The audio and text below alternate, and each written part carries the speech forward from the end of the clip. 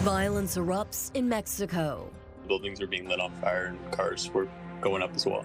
Windsorites sheltering in place in Puerto Vallarta. $1 million donation to MAGA. Paints the picture of corruption in American politics. What's behind Trump's threat to halt the opening of the Gordie Howe International Bridge? And from playgrounds to panhandlers. So it is a daily issue that we do try to deter daily. The highlights from Windsor City Council.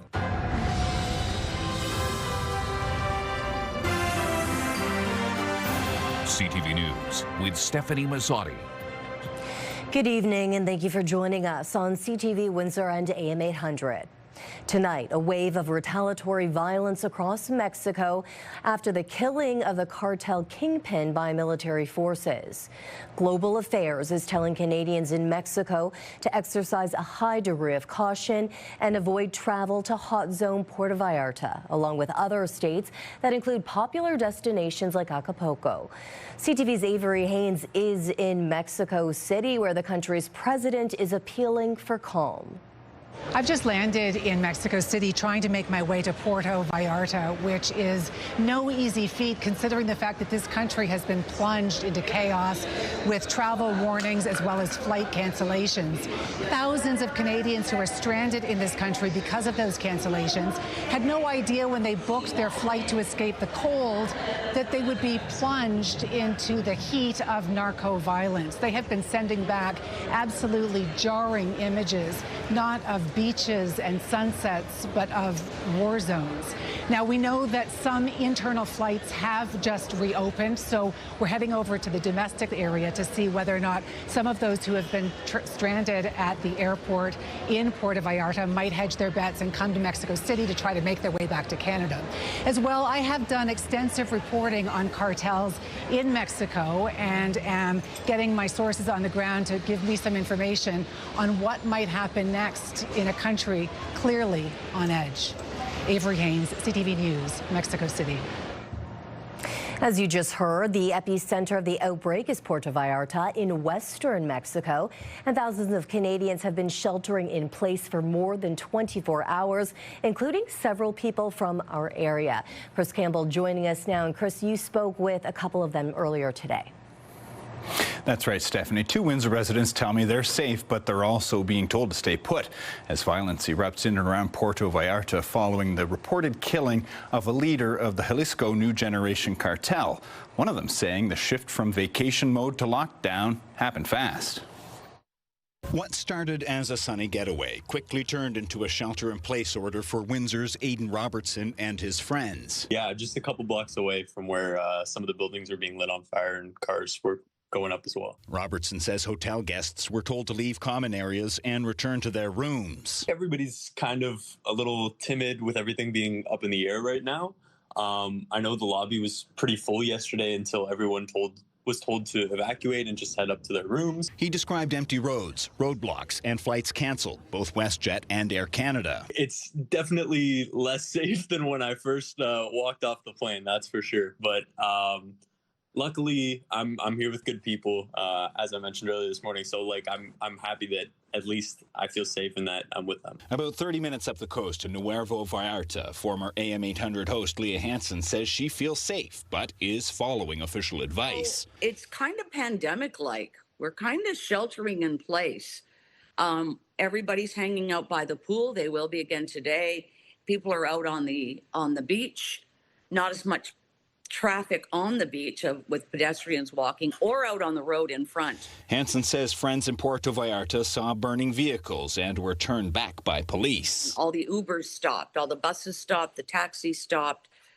Everything stopped in terms of transportation. She says they're registered with the Canadian consulate and are waiting for further direction. And in the meantime, we hang tight and see. Back here at home, Windsor travel agent Al Valente says his office has been fielding calls all day. Yeah, well, we've been very busy with clients calling us and asking about their trips to Mexico, whether they're safe or not. Valente says the situation appears regional, primarily impacting the Jalisco area, and his agency is closely monitoring Canadian travel advisories. So it is definitely a regional situation. situation, and we monitor it as we see fit. For now, those caught in the middle say they're waiting and hoping that things stabilize soon. Anyone planning to travel here, I wouldn't use this as kind of the measure for future travel. I'd say it's still a great destination, and this is kind of just an outlier situation.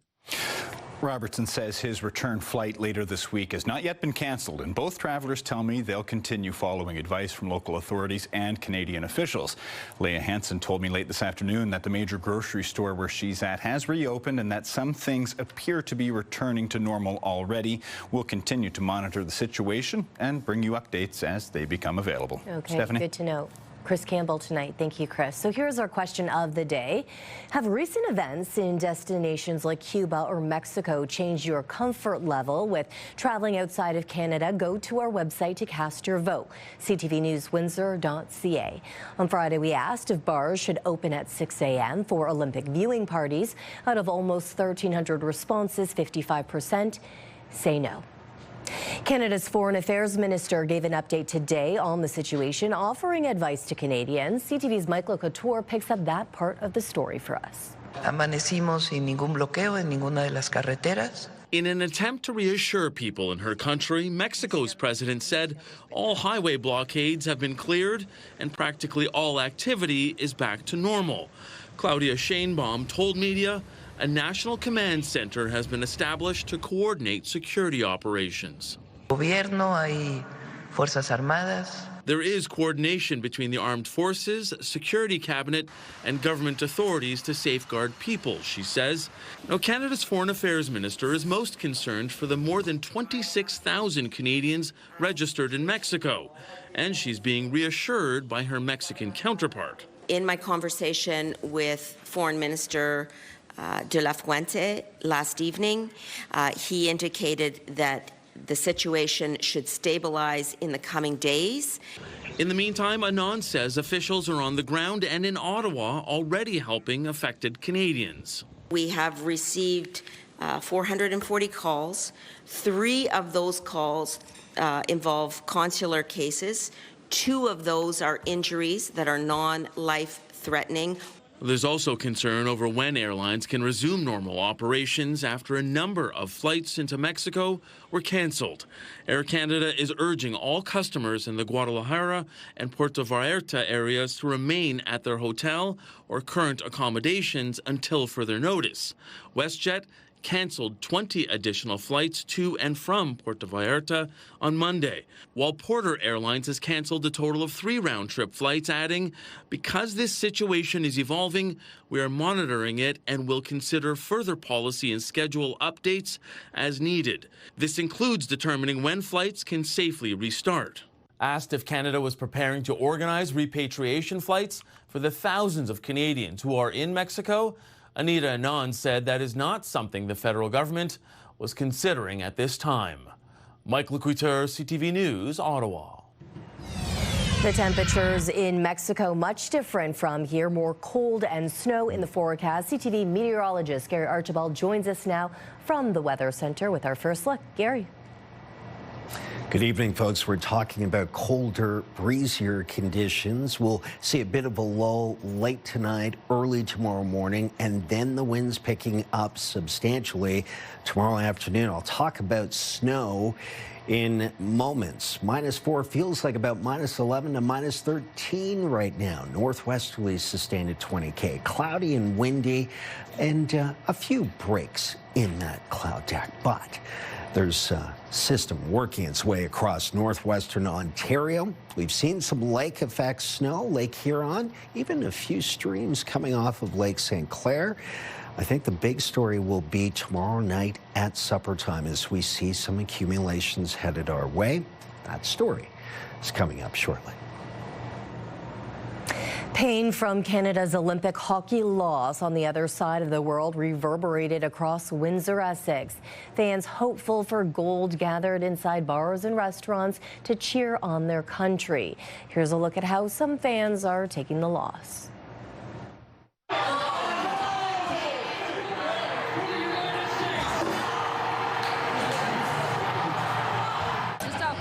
for the gold. Like, it really hurts to see, especially the Americans. You always want to beat USA, big rivalry. It hurts to lose like that after Canada really probably outplayed them.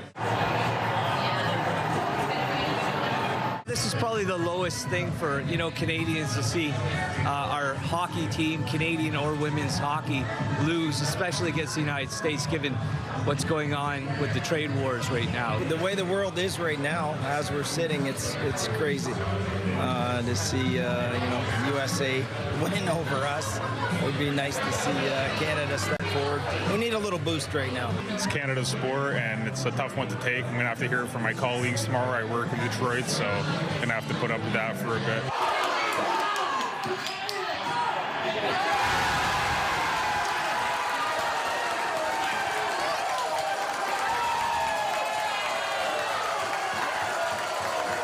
I know we'll be back. It's an institution in Canada. How can we not be back? And came down to one bounce at the end. I don't think we have anything to be ashamed of. It was totally worth getting up early for. I wouldn't have missed it for anything. $1 million. That is how much businessman Matty Maroon donated to a political action committee supporting Donald Trump. The donation came less than a month before Trump threatened to block the opening of the Gordie Howe International Bridge. CTV's Bob Belichico has a reaction from both sides of the border, including a point of view shedding light on an American political problem. A regular Canadian, he doesn't get to write $1 million check to protect their business. But people on both sides of the border feel that's what happened when Matthew Maroon, the billionaire owner of the Ambassador Bridge, donated $1 million to a pro-Trump campaign account less than a month before the U.S. president threatened the opening of the Gordie Howe International Bridge. I mean, it just confirms what we knew all along, that this had to do with who funds the president as opposed to any significant or meaningful issue regarding the bridge. It's fully built. It's fully connected. Any delay now, I would look at purely as a billionaire play to try and stall, and thwart the Gordie Howe's success. It feels like if you have the money, you get ahead of the line and you get to determine the outcomes that are in your favor. According to a monthly campaign finance statement, the seven-figure contribution was made to MAGA Inc. on January 16th. Now, MAGA Inc. is a super political action committee, or PAC, supporting President Trump and his current political endeavors. It's a way to placate your donor who thinks that they're going to get something out of it when the courts didn't work. Nothing else worked so far. It makes no sense any way you look at it, except for the fact that there's such an overt money trail going on right now. It paints the picture of corruption in American politics. Shanna Ports is senior legal counsel with Campaign Legal Center, or CLC, in Washington. The organization is a political watchdog focused on government ethics and election law. According to CLC, there is an overt trail of brazen trade-offs. We see so much corruption happening in the open, but there's also money being exchanged behind closed doors, and it's impossible to even track what sort of favors come out of that. Ports says the system needs reform because the influence of super PACs is not being enforced properly. It creates more and more loopholes for super PACs to cozy up even tighter to candidates and to make contributions to super PACs from these large donors even more valuable, which I think is why we're seeing so many of these exchanges. Bob Belichico, CTV News. Windsor City Council meeting today with a number of files making their return to chambers. CTV's Travis Fortnum is here to unpack some of the highlights for us today. And Travis, let's start with the decision made on a number of playground upgrades. Yeah, that's something we first talked about last week, and now the idea moves ahead. City Council has approved a $16.2 million plan to replace 36 aging playgrounds across the city. City officials say many of the structures have reached the end of their life and need to be replaced. The plan also includes a new super playground at Lansbury Park, with design work expected to begin this year and the bulk of the upgrades and replacements to get underway in 2027. There was also lengthy discussion around panhandling as council heard from police and looked at possible next steps. The issue kind of is, even if and when they're asked to move along, it's where do they move to? And then the second the police officer leaves, they return right back to the spot. So it is a daily issue that we do try to deter daily. Windsor Police Acting Deputy Chief Kenneth Cribley, who wasn't there for this, he just happened to be in chambers today. He ended up answering questions on the spot. Panhandling itself is not illegal as long as it's not aggressive, but police and city officials say the main concern is safety with people standing in medians and approaching traffic. Cribley telling council there haven't been any reported injuries and the goal is keeping it that way. City staff will now prepare a report identifying common panhandling hotspots, including busy intersections like Olette and Wyandotte and Olette and Tecumseh. The idea is to eventually install signs discouraging drivers from giving money at those locations while directing them to charities and local support services instead. We just need to find a sensible way through this where we're not punishing those people, that we're providing a pathway for people who want to help them to do so without having to put their hand out the window and give change at that corner, and help provide a safe pathway for the people who are out there who feel like they need to panhandle at those intersections, especially on a day like today where the snow is falling and the roads are slippery. The report presented today did not recommend making any changes to existing medians to make it harder for folks to stand on, noting that they're there for a reason. It also noted panhandling isn't necessarily seen as a danger to driver, like I said, with no reported incidents as a result of distraction from panhandlers. Okay, a lot to take in there. And Travis, of course, we're also talking about the topic of the Gordie Howe International Bridge. It also made its way to council. Of course it did. It's what we're all talking about right now, right? A motion related to this matter was brought forward by Councillor Kieran McKenzie. Notwithstanding any of the politics, from our perspective, the sooner the better. As long as it's safe for vehicles to be on that infrastructure, we want it open. Basically, the city will send a letter to Ottawa formally expressing how important it is to Windsor that the Gordie Howe opens ASAP, meaning early 2026. CTV News heard from a spokesperson for the Windsor-Detroit Bridge Authority earlier this month saying things are, quote, progressing well toward that timeline. Council meets again on March 9th. Okay, a lot to take in there. Travis Fortnum, thank you for this. Thank you. Amherstburg's Integrity Commissioner is recommending a committee member be removed from their role after speaking derogatively about a staff member. So there's even a little bit of a higher bar. We did have to send the message that if you represent the municipality, there is a certain expectation in your behavior. Council is considering a report tonight regarding a member of the town's licensing committee. It's alleged the individual used offensive language to describe Amherstburg's CAO while speaking to a staff member at a public open house. The commissioner says appointed members of committees must follow the town's code of conduct, going on to say no apology was made and there isn't believed to be a path towards resolution. So I think it's important for individuals and for leaders and town councils, when you see this behavior, you have to say this is not acceptable. Like I said, you're dealing with something that is arguably a workplace harassment issue. You're dealing with incredibly misogynistic behavior. Meantime, LaSalle Council will get its first look Tuesday at a proposed framework to regulate short-term rentals. Consultants with the WSP Canada are recommending updates to the town's official plan and zoning bylaw, including defining short-term rentals, limiting them to one per property, and requiring parking, safety inspections, and fire code compliance. The report also calls for a full licensing system with fees and enforcement tools. Mayor Crystal Meloche says as more properties are listed on platforms like Airbnb and Vrbo, the town needs the rules to protect neighborhood residents. Council is being asked to approve the framework and move ahead with public consultation. Tax season is officially underway. Today marks the first day to file the 2025 income tax and benefit returns online. Now, most taxpayers have until April 30th, but the deadline for self-employed individuals or those with a self-employed spouse is June 15th.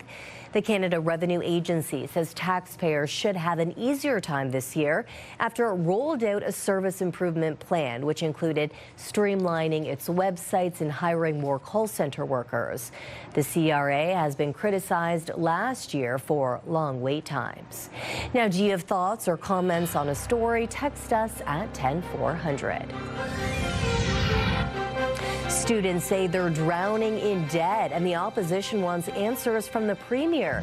That's still ahead on Windsor's News Leader. Shifting marketplace. Shoppers are changing their habits. When we return, how one grocer is scrambling to keep up. And tomorrow, it looks official, but it's a scam. A disturbing letter with serious criminal accusations. How it works and how to protect yourself. That's tomorrow at 6 on CTV News. Start your day with the latest local news. By signing up for our newsletter, you'll get direct local content straight from CTV Windsor to your inbox, including top stories, the forecast, and videos. You can sign up at ctvnewswindsor.ca. Donald Trump's 15% tariffs take effect tomorrow. The additional tax imposed as payback for the U.S. Supreme Court ruling. Judy Trin reports. My fellow Americans, this is Liberation Day. Donald Trump's use of emergency economic powers to impose tariffs has been shackled by the Supreme Court, but the White House says it will use other tools to get what it wants. The administration remains undeterred in reshoring American factories and getting rid of these massive trade imbalances. Trump says he'll impose new 15% global tariffs to replace the ones deemed illegal. On social media, Trump warned against playing games and threatened much higher tariffs if countries back out of trade deals. But the European Union may not ratify the agreement it signed with Trump last year. A deal is a deal. Both sides have agreed to and indeed have a duty to honour their part of the agreement we made with the US. In the past year, Trump's tariffs have brought in more than 240 billion Canadian dollars. He needs to return that money, needs to refund that money with interest. He can do that in a nanosecond. The Supreme Court decision does not apply to tariffs that are devastating Canadian steel, aluminum, automobiles, and softwood lumber. But in the past few weeks, some Republican representatives have voted against Trump's tariffs on Canada. Ontario's premier seized the moment to highlight the shifting support. We saw what happened in Congress. We saw what happened in the Supreme Court. The walls are closing in, I believe, on President Trump right now. Because of CUSMA, Canadian companies will mostly be exempt from Donald Trump's latest tariff threat. The Prime Minister has yet to comment on Trump's newest threats, but he is preparing for an overseas trip. He's headed to India, Japan, and Australia later this week to promote trade. Judy Trin, CTV News, Ottawa. Nexus and Global Entry pre-clearance programs for U.S.-bound flights at Pearson have reopened. Airports in Toronto, Montreal, Vancouver, and Calgary had asked passengers traveling through U.S. Customs to allow extra time for security checks yesterday due to issues linked to the partial U.S. government shutdown. Nexus allows pre-screened travelers expedited processing when entering the U.S. and Canada with dedicated kiosks at airports. The Ontario NDP is joining their voices with students calling on the Ford government to save OSAP. And as CTV Siobhan Morse reports, the demand comes after the province recently announced sweeping changes to the funding model for Ontario's post-secondary institutions. Despite more than a week of anger and anxiety over changes to OSAP, there's no sign of thaw on the policy that will dramatically cut the money given to students in grants. The shift is to more repayable loans. You have to be held accountable when you take tax dollars. It's not a freebie anymore. Money doesn't grow on trees. Flanked by college and university students, the opposition leader is demanding a reversal from the premier. He is going to literally leave these students and students across this province struggling with debt for decades. Students admit they're thinking of dropping out, unable to take on tens of thousands of dollars of debt, and graduating into a jobs market that could challenge their ability to pay it back. If we make education less accessible, we only weaken our future workforce. It is the future Doug Ford believes prospective students should be thinking of. When you take a course, you have to look at in-demand jobs, something that we can drive our economy. He mentions careers in the trades, manufacturing, nuclear energy, and healthcare. Adesi Mbalaja dreams of working in public health. To break into the workforce, despite these high demand and that language is really difficult. And so a master's program is something I and so many students want to pursue, but we don't know what that looks like financially for us. If she can't go forward with the kind of expertise the province needs, I think it shows that this government is fundamentally, whether willfully or unintentionally, out of touch. Christian Turner's been counting on OSAP grants for his education. He lost both his parents 2.5 years ago. The shift to loans? It's a punishment for being poor. It is a punishment for those who have gone through extreme hardship and cannot fight for themselves. The government's position is that the OSAP setup has become unsustainable. The NDP argues that could be fixed with a rebalancing of priorities so students aren't left under mountains of debt. At Queen's Park, Siobhan Morris, CTV News. The Loblaw Group of companies has big expansion plans. It's all part of a 5-year plan to spend billions and billions. CTV's Adrian Gobriel looks into what the major grocery chain has in mind. With Canada now home to the highest rate of food inflation among the G7, one of the country's largest grocers is setting the table for a sizable expansion. It says we're here, we're optimistic, we want to continue to grow. Loblaw Canada is investing $2.4 billion in 2026, with plans to build 70 new locations and create more than 9,000 jobs. The National Grocers Plan will focus on building new Shoppers Drug Marts, No Frills, and Maxi stores for budget-focused customers. Along with the renovation of 191 locations, it's an investment that stretches from coast to coast. Loblaw says it plans to open 4 new stores in Atlantic Canada, creating 600 jobs. 15 new locations in Quebec will create more than 1,985 positions. Ontario will receive the largest boost with 27 new stores and 3,775 additional jobs. Provinces west of Ontario will welcome 24 locations, creating more than 3,400 roles with the company. Food economists say grocers are taking notice of cost-conscious consumers. They're not leading consumers, they're responding to changes in consumer buying habits. Loblaw's push to expand its discount options is part of the company's 5-year plan to spend $10 billion by 2030. Grocers focus on 2 things. The first is share, that is getting people to walk into your store. And the second is basket, which is how much they spend when they come in. And if either of those goes down, they feel the pinch. Today's news comes ahead of Loblaw's 4th quarter results, set to be released this Wednesday.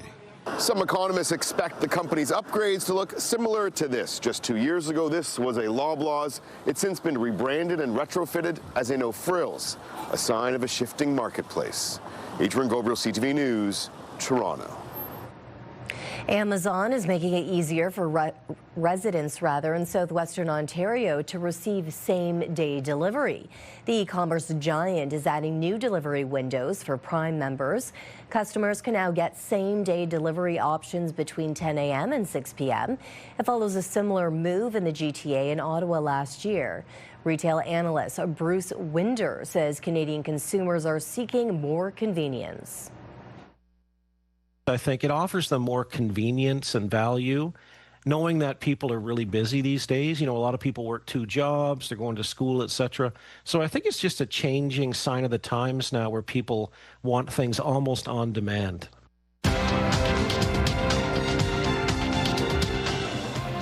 Canada's main stock index was weighed down by losses in the technology sector. In Toronto, the TSX lost 41 points. But in New York, the Dow fell 822, the Nasdaq fell 259. The Canadian dollar was flat at 73.05 cents American, and on commodity markets, gold gained more than $144 an ounce and oil lost 17 cents a barrel. Coming up, what experts say vape sellers are doing that's making their products even more attractive to teens. Let's take a look at our CTV News weather snapshot. Thanks to, well, yours truly. Captured this last week amidst the fog in the late stages of the night. We'll see some snow coming our way. It's cold tonight and tomorrow. I'll break down the forecast for you. My report next on CTV News Windsor. Discussion here at Windsor City Hall. Windsor's top stories. A major project is about to get underway. Breaking news alerts. Severe weather is a possibility. And watch live. Good evening, and thank you for joining us. Download the CTV News app.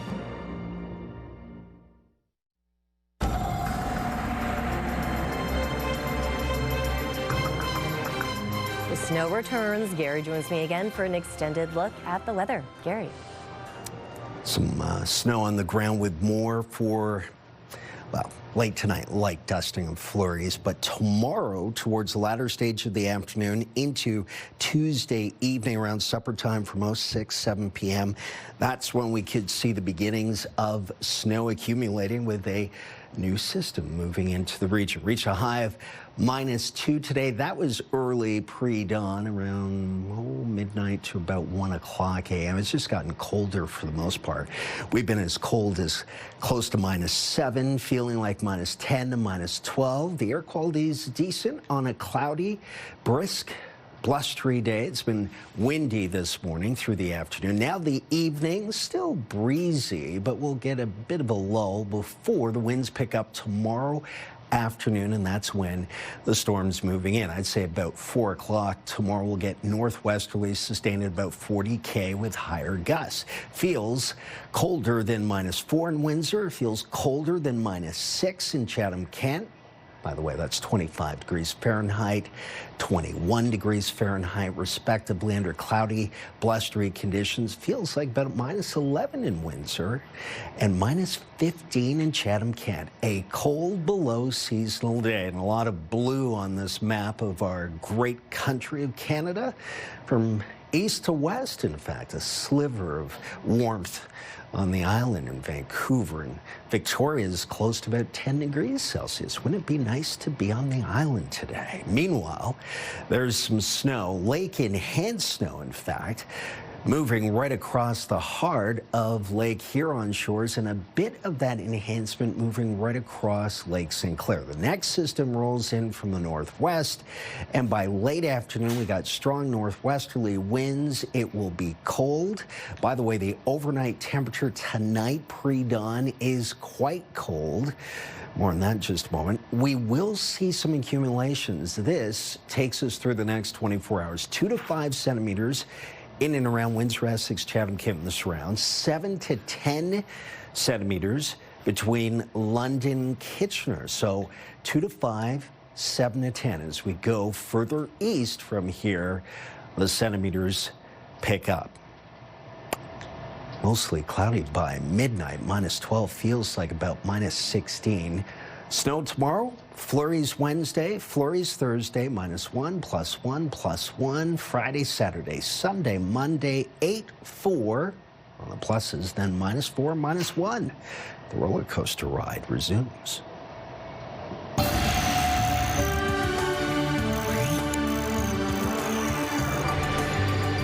Nearly half of inspected specialty vape stores are breaking the rules when it comes to selling vaping products, according to a new federal report. Many of the products are designed to attract young people, prompting a call to tighten enforcement. CTV's Kathy Lee has the details. Bright lights, clean counters, strict rules on display. 20 mil? For more than a decade, manager Hein Nago says this vape business was built on operating above board. If you want to be compliant, it's very simple. Buy from the distributors that has been authorized by Health Canada. But a new federal report suggests not every store operates the same way. Health Canada inspected more than 500 specialty vape shops nationwide and found 43% were breaking the rules, most often over promotion of prohibited flavors, testimonials or endorsements, packaging that did not have the required health warnings or showed nicotine levels above the legal limit of 20 milligrams per milliliter. Public health advocates warn those violations can make vaping more appealing, especially to teens. Among high school students in grade 12 across Canada, 27% are vaping. That's way too high. By comparison, the Health Canada data also shows less than 1% of gas and convenience stores inspected were found non-compliant when it came to vaping products. Researchers say specialty shops often stock a broader range of products, including imports, which can make oversight harder. The importers, the retailers themselves, and the manufacturers are all supposed to have, the responsibility to comply with Canadian regulations. And all of them, I think, in some ways are struggling with that. Nago worries the report unfairly paints rule followers like him, and the answer is better enforcement. If you were to be more strict, have more inspectors going around, making sure, and take complaints from resellers, retailers seriously. Last month, Ottawa raised fines to up to $3,000 and expanded on-the-spot ticketing as health advocates push for a nationwide ban on flavored vapes, saying patchwork rules make enforcement harder. Kathy Lee, CTV News, Calgary.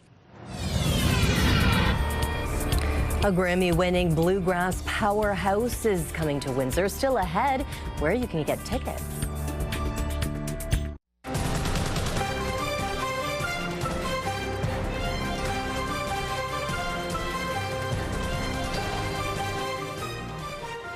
A historic Montreal church has been gutted by a massive fire. Crews rushed to the 5-alarm fire at the former St. Paul Church early this morning. The building, which was built between 1910 and 1911, was vacant at the time, but the flames were so intense that the nearby area was evacuated, including the church's former rectory, which is used as a seniors' home. 148 people affected by the fire are being cared for, including 73 from the seniors' residence. There are no reported injuries. The cause is being investigated. A major winter storm has grounded travel in parts of northeastern U.S., canceling thousands of flights and halting train service. This time-lapse footage shows the Empire State Building entirely engulfed in snowfall. New York City has declared a state of emergency, and all non-essential travel was banned this morning. We've been out since Saturday, pre-treating the roads. Our team is ready and out, but we need residents to really stay home and heed that warning. Massachusetts, Delaware, and Rhode Island have also declared states of emergency. More than 5,000 flights have been canceled so far. Some areas around New York City got up to 20 inches of snow since Sunday. Officials say this could be the most powerful nor'easter in almost a decade. There are almost 60 million people under weather warnings across the region right now. Those warnings extend north of the border as well, where many parts of the Maritimes are expecting the same fierce snowstorm to arrive. Areas in Nova Scotia, New Brunswick, and PEI are waiting for up to 25 centimeters of snow to fall, with some regions experiencing severe wind gusts. An anonymous donor is doubling down on support for the Windsor-Essex Therapeutic Riding Association with a major matching campaign. Executive Director Becky Mills says the donor will match every dollar raised up to $75,000 until April 1st. Mills says the donor and his wife had family members use Wetra services and strongly believe in the program. Funds will go towards replacing a leaking barn roof. The barn stores about 3,000 bales of hay that fills their 20 horses during the winter months. There's so many different avenues that individuals can help us. That could be through volunteering, even sharing a social media post or sharing the word of what we do. We have many fundraisers throughout the year to help us sustain, again, be involved with the community to help those in need. So even just sharing our story with individuals throughout our community is a big, important part.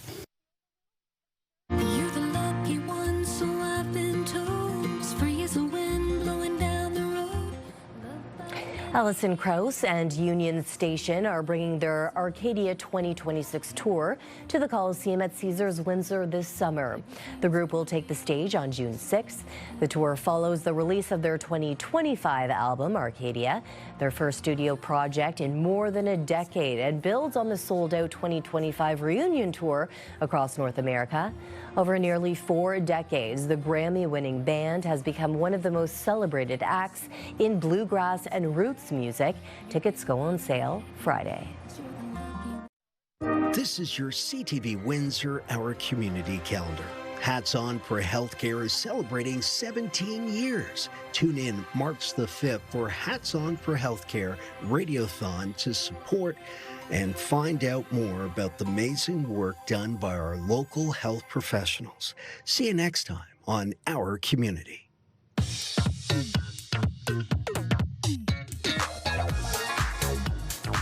It's time to check in on what's happening now. Filling in is CTV's Michelle Molesky. Michelle, let's go back to the story that everyone is talking about, and that is the situation in Mexico right now. Yeah, it's certainly a very scary time for anyone who is down in Mexico, watching this whole situation unfold and, of course, waiting to get home.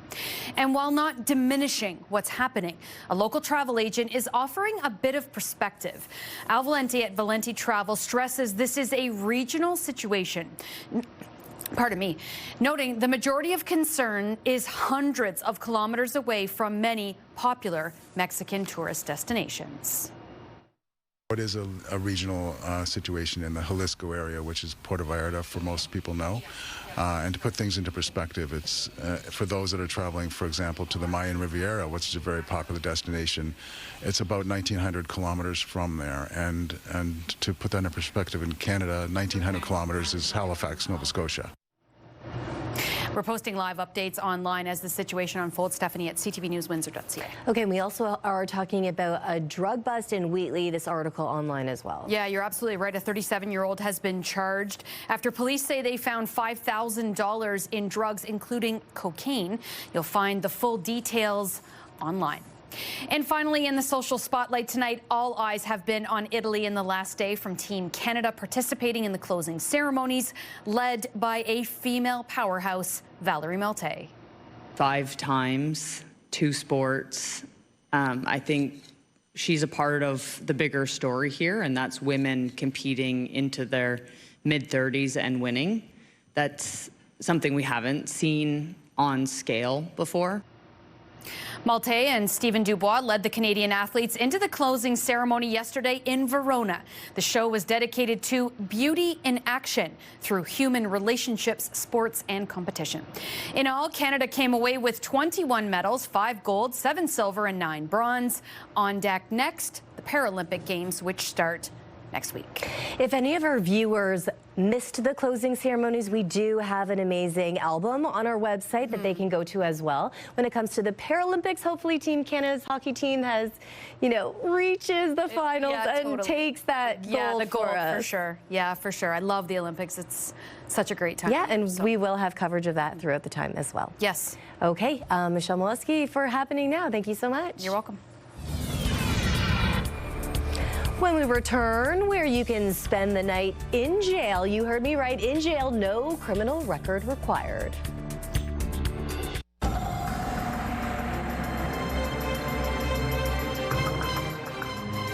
That blue peeking through there. Well, just a bit. There's more cloud coming. There's more snow coming, Stefanie. It's getting colder, Stefanie. Yes, it is. Tonight, tomorrow. And tomorrow morning, could feel like about -20 just before dawn. Snow coming towards the latter stage of the afternoon, early evening. I think it picks up around 6 or 7 p.m. Tuesday, high of only -3. Our average high is close to 2, +2. Some more snow trailing streams moving into Wednesday morning, high +1, then +1 to +8. Thursday, flurries to a warm Friday, cloudy, and then +4, -4, -1 as we look towards the weekend and Monday. It's all over the place, but snow tomorrow night. Okay, sounds good, Gary. Thank you. Michelle, you are taking over for the 11 o'clock newscast tonight, and we are looking at the future of Wheatley. Yeah, absolutely. And we've been talking about this a lot. Well, tonight, Chatham-Kent Council is going to look at Wheatley's future. Specifically, there's a report on the agenda about how the small town can move forward from that explosion from August 2021. Also, our Robert Lothian is heading out to Amherstburg Council. He'll bring us the latest on that Integrity Commissioner report you mentioned earlier in the newscast. Okay, thank you, Michelle. Lastly tonight, visitors to a Western Manitoba community can now spend the night behind bars without committing a crime. McCreery's former RCMP detachment has been transformed into a one-of-a-kind Airbnb called the Jailhouse. The decommissioned police station features 2 original jail cells converted into cozy bedrooms. I don't know if those look cozy, but complete with authentic bars and space for up to 6 guests. The rental also includes a full kitchen, outdoor patio, and fire pit, blending modern comforts with historic charm. Located just 7 kilometers from Riding Mountain National Park, the unique getaway invites guests to check a night in the Slammer off of their bucket list. No criminal record required. I feel like a travel agent right there, just saying that. But I don't know how much I would pay to actually stay there. We have different definitions of cozy. That's how I define it. Yes, definitely. No, might as well have the warden. Like, yeah. What are you banging on? Lights out. Yeah. No. Yeah. I'm not spending my money there. Yeah. Good luck. Just like camping. I'm not a camper, I'm a glamper, I guess you could say. Okay, on behalf of our dedicated team here at CTV News Windsor, thank you for watching. For updates throughout the evening, go to ctvnewswindsor.ca. Gary and I will be back with your only late local newscast tonight at 11. Good night. See you then.